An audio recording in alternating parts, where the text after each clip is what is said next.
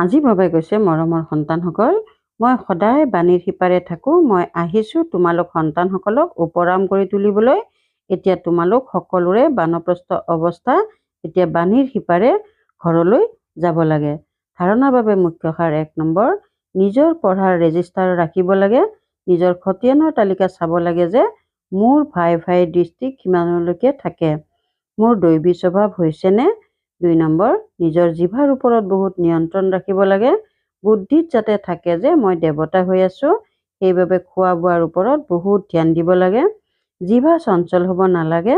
মা পিতাক অনুসৰণ কৰিব লাগে। বৰদান, পৰ্যবেক্ষণ শক্তিৰ দ্বাৰা পিতাক চিনি অধিকাৰী হওঁতা, বিশেষ আত্মা হোৱা। শ্লোগান, শ্ৰেষ্ঠ ভাগ্যৰ ৰেখা অকাৰ কলম হৈছে শ্ৰেষ্ঠ কৰ্ম। সেয়েহে যিমান বিচাৰা সিমান ভাগ্য গঢ়ি লোৱা। ওম শান্তি।